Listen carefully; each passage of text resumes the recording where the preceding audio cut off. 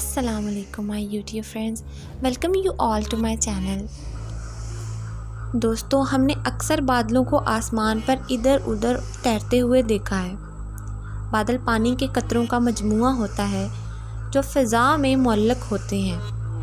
آبی بخارات بادلوں کی تشکیل کی وجہ بنتے ہیں اور بادلوں کی کئی اقسام ہوتی ہیں اور یہ کئی رنگوں کے ہوتے ہیں۔ بادل ہماری زمین کے ماحول پر اثر انداز ہوتے ہیں اور زمین کے درجہ حرارت کو ریگولیٹ کرنے میں اہم کردار ادا کرتے ہیں۔ بادل آسمان پر تیرتے ہوئے روئی کی گالوں کی طرح ہلکے پھلکے محسوس ہوتے ہیں جنہیں ہوا ادھر ادھر اڑائے پھرتی ہے، لیکن اصل میں بادل اتنے ہلکے پھلکے نہیں ہوتے جتنے کہ وہ محسوس ہوتے ہیں۔ تحقیق میں یہ بات سامنے آئی ہے کہ ایک ہی بادل لگ بھگ 1 ملین پاؤنڈ سے بھی زیادہ وزن کا ہوتا ہے۔ محققین نے اس وزن کا حساب بادل کے پانی کی کثافت سے لے کر اس کے حجم سے ضرب لگا کر کیا، اور یہ حیران کن بات سامنے آئی کہ دکھنے میں ہلکے پھلکے لگنے والے بادل اصل میں انتہائی وزنی ہوتے ہیں۔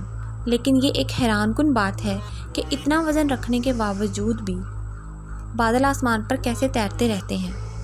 تو بادلوں کے ہوا میں تیرنے کی وجہ یہ ہے کہ اتنے وزن کے باوجود بادلوں کی ڈینسٹی بادلوں کے نیچے موجود ہوا سے کم ہوتی ہے، جس کی وجہ سے بادل آسانی سے ہوا پر تیرتے رہتے ہیں۔